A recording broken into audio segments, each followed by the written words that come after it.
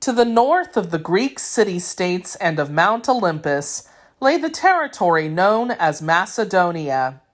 At this time, Macedonia was not a part of ancient Greece.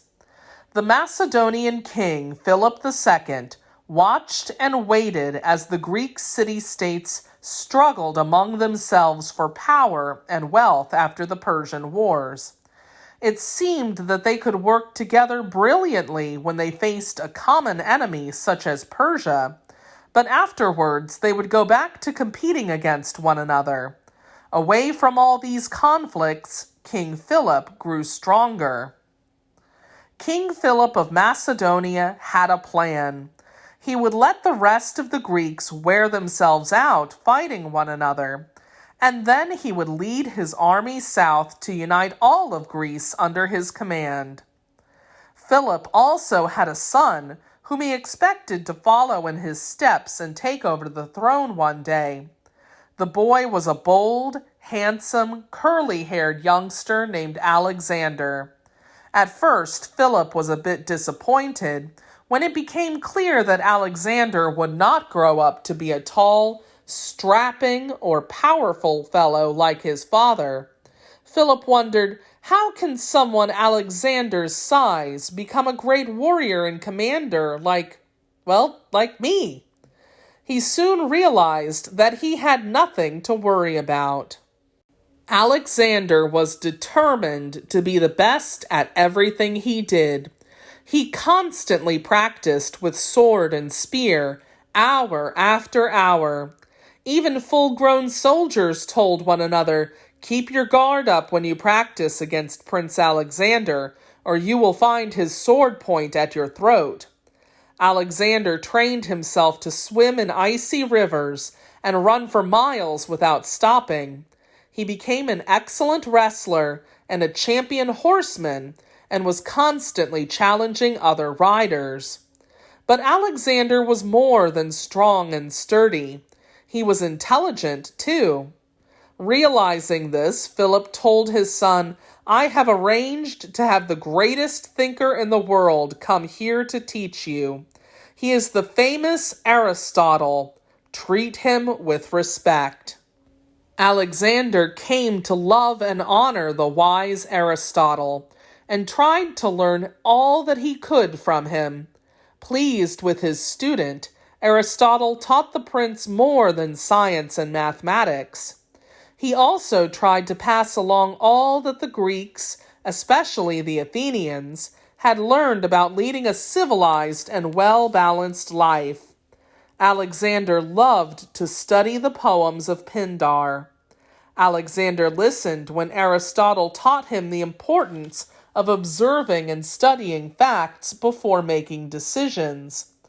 However, the prince's energetic nature caused him to use this lesson in ways far different than from those that the quiet scientist had imagined. One famous example occurred when Alexander was in his early teens and set his eyes on a magnificent horse named Bucephalus. Alexander told his father's groomsmen, "That is the horse I want to ride." The head groomsman bowed. "I am sorry, Your Highness. I cannot let you for your own safety. No one can ride Bucephalus. One of our greatest horsemen tried yesterday, and even he broke his leg." Alexander realized he would have to use his mind as well as his muscles to tame the horse. Tame means to train and make gentle. "I must think this through," he told himself. He watched as one rider after another led the huge horse out to the wooden fence and tried to mount the saddle. Alexander noticed something no one else had seen. The prince realized, why, the big fellow is frightened every time he sees his own shadow moving before him on the ground. He becomes so nervous that he throws off anyone who tries to ride him. Alexander took some sugar out to the horse. "Here, boy, eat this," he said, and he turned Bucephalus around in the other direction so that he was facing the sun and could not see his own shadow. Then Alexander easily climbed into the saddle. Everyone was amazed. Alexander rode the huge horse all afternoon. Even King Philip came out to watch, grinning at his son. "He's not so bad," called Alexander, grinning back. Finally, Bucephalus trusted Alexander so much that the boy could lead him to do anything, even with his shadow in front of him. Bucephalus became Alexander's horse, and Alexander so loved the horse that he later named a city after him. Soon, Alexander was leading troops into battle for his father.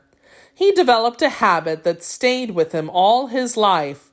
He always rode in the front line of fighters. The soldiers were proud of their brave prince and loved him for taking risks as great as those he asked them to take. A number of times when a battle might have been lost, Alexander would yell, "Charge!" and ride ahead. His devoted or loyal and committed soldiers would think, "We cannot let him be killed or captured." They had no choice but to follow him and win the battle, for they knew Alexander would never retreat. Retreat means to withdraw or go back. At last, King Philip felt that he and his son were ready to conquer the Greeks, who were south of Macedonia. Then, by a stroke of good luck, they found a better way. Their old foe or enemy, Persia, once again came after the Greek cities. Philip told the other leaders of Greece, "I will lead you against Persia." A few protested, but Philip and Alexander quickly invaded their cities and conquered them by force.